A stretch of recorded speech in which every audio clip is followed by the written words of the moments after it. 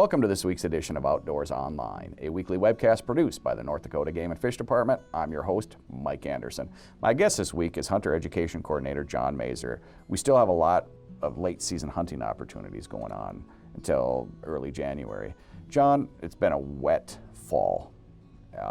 Tell me some of the hunting opportunities still available and how people need to be careful this late season. Well, we still, have a lot of upland season left. We have archery season again that runs till the first weekend in January there. We have a week of deer season left, and we have muzzleloader season coming in, and there's still some waterfowl opportunities. There's still a lot of opportunity to be out there. But with the wet fall, we have to be respectful of the landowners because farmers are also having a late season this year, getting into the fields and harvesting their crops. So make sure when you're out there taking advantage of those opportunities that you're respectful to those landowners. The road conditions are going to be a lot different than they were in the past. I'd go out and scout ahead of time if you plan on hunting an area that you've hunted in the past and make sure those roads are still open. A lot of the roads are either washed out or flooded or frozen this time of year. Okay, with the wet fall, John, there's lots of water in creeks and small water bodies. What do people have to be aware of when they're out and about? Because of the water levels this year and because of the creeks, how high they're flowing this time of year, it'll take a lot longer for that water to freeze. So when you're crossing those areas, traditionally in the past you may have been able to cross it very easily.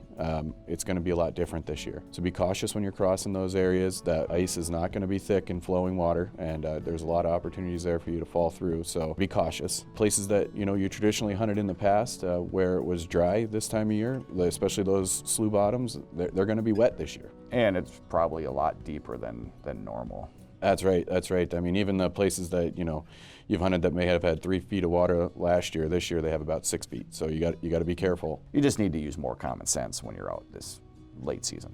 Yeah, that's correct. But there's still a lot of opportunity out there. So don't stay indoors. Get out there and enjoy these hunting opportunities, but just be more cautious while you're doing it. Okay, so if you're walking across a creek that normally it was probably frozen solid last year, what do you need to be aware of? All right, so be aware that the water levels are higher and it's flowing faster, which means that water will take longer to freeze because it's moving water. So be cautious and avoid flowing water. Even if we've had several days of 20 below, moving water will keep ice from forming. Okay, and a lot of times the ice takes a while to freeze around cattails. What do you need to be aware of there? And the reason for that is we usually have some snow on there.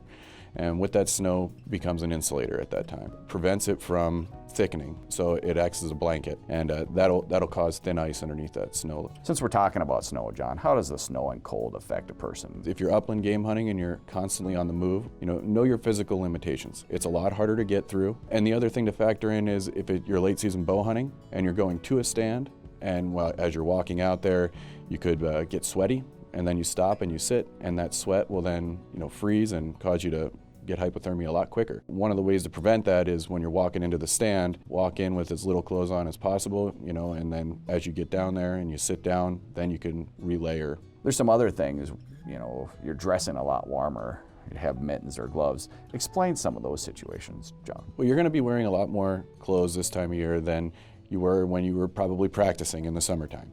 So I recommend practicing with the equipment that you're going to wear before you head out into the field. The gloves that you usually use, they're going to fill that trigger well a little bit thicker than when you were in the summertime not using gloves. Your trigger squeeze is going to be different, and so make sure that you're prepared for that and you practice with that. And that same thing goes with the bulky jackets on. You're going to have more clothes that you could potentially snag your equipment on.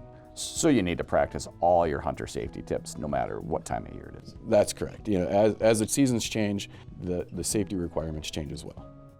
Okay, are there certain things that you should be bringing along with in your vehicle? A lot of people don't think about dehydration in the wintertime because it's cold and you're not sweating or hot, so you don't think you need to rehydrate, but dehydration is a very real thing in the wintertime as well. And another, safety tip is you always want to have that medical kit with you while you're out there in the field, so you have your first aid kit. And then, it's a good idea to pack some hot hands or something like that you can get warm for a little later. Extra dry clothes? Extra dry clothes, yeah. You always want to make sure you got an extra pair of clothes. A lot of people hunting in general like to hunt alone. What should they do? Anytime you're hunting alone, you should let somebody know where you're going so they know where to start looking. So make sure that you're at least informing somebody where you're going, or at least give them that general area so they can come find you later on if something was to happen. Okay, you had a situation a couple of years ago. It was late in the year, there was some ice on the water, and we had been waterfowl hunting, and we knocked down a duck on the ice.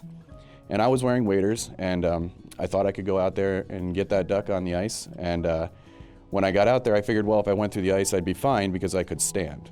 You know, because I've hunted that spot several times, and I've walked out to there before when the water wasn't frozen. So as I walked out there, what I didn't take into effect was we had a higher water year, and the water was a little higher than I expected. And when I got out there and I went through the ice, I wasn't able to stand. And the only reason I was able to get out of that ice was I was fortunate. The wind caused that ice to ripple there, and I was able to get out. I could tell you from experience that you don't need to have your head underwater to not be able to breathe. That cold water will take the air right out of you.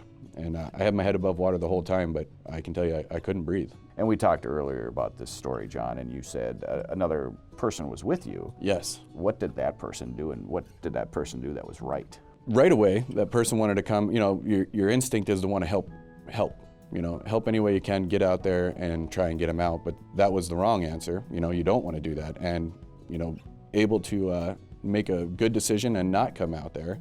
And that actually probably saved us both, because they were able to get the vehicle, get down there. I was able to get warmed up quickly after getting myself out of the ice, and we didn't put two of us in jeopardy at that time. It's the same situation with your dog. Don't send your dog out on thin ice, because your dog will not be able to get out.